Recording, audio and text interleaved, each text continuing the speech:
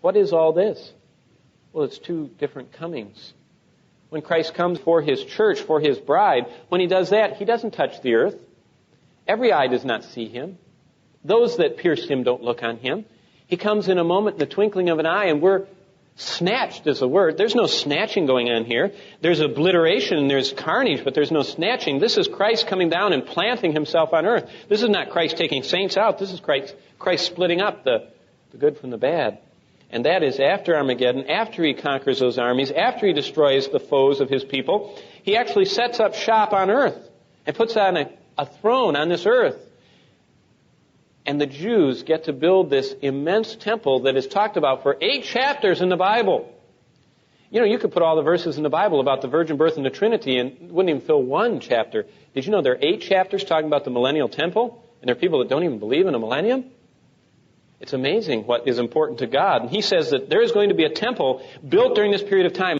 And that thing is going to be so big, and it's described in so much detail, that it's actually going to be large enough to make Mecca look like nothing.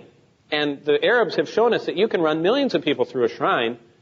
St. Peter's is a proof of that. And this is going to be a temple that is going to be a 1,000-year testimony to the Lord Jesus Christ and to His sacrifice.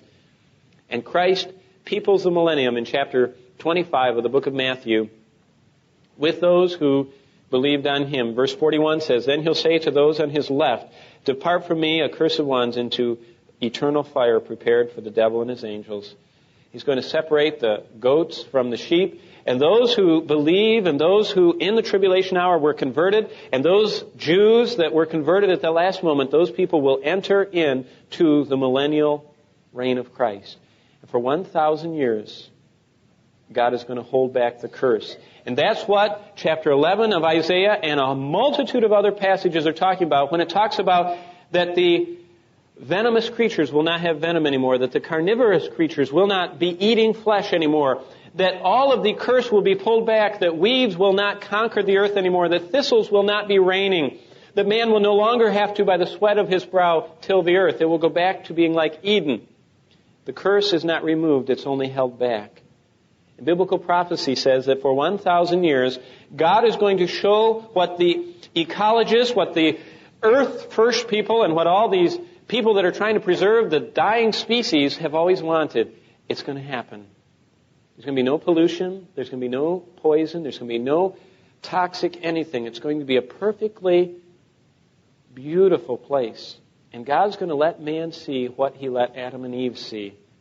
A marvelous, curse-reduced and pulled back earth. Well, what happens? Well, those few people that start the millennium live for 1,000 years, and they have children and children and children. And Isaiah tells us, and we don't have time to go in this till we get there in Revelation 20, but Isaiah tells us that a young man will be 100. And he will be cut off at 100 if he is rebellious. So in other words, the rod of iron is God will not let anyone be overtly rebellious or He will kill them during the theocratic rule of Jesus Christ on earth. And during that time, it says that mankind will mushroom to being innumerable and countless like the sands of the seashore. And yet every generation that is born, there are more and more of them. And what we see is that though there is a perfect environment can't make a perfect heart. Only regeneration can change people. And there will be an increasing number of unbelieving people that are subjugated by Christ's rule but are not believing in Him. And then we come to Revelation 20.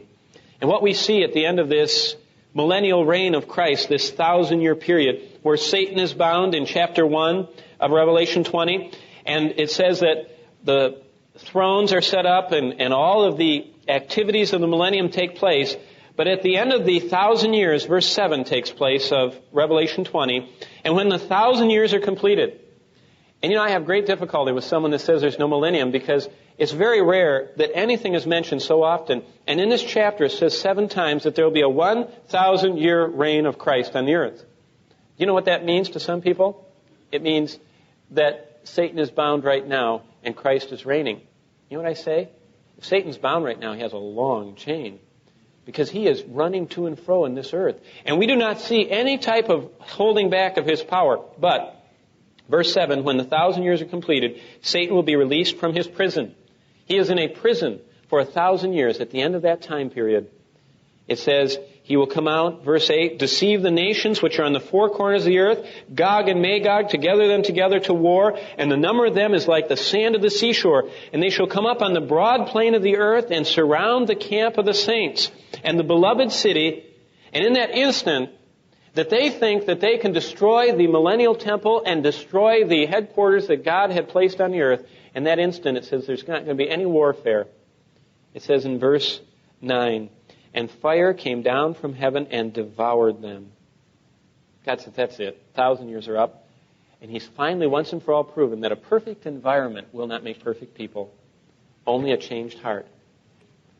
You can clean the environment all you want, and you can clean up society, but the only permanent change is a heart transplant by Jesus Christ. And the devil, verse 10, who deceived them, was thrown in the lake of fire of brimstone, where the beast and the false prophet are also, and they'll be tormented day and night forever and ever.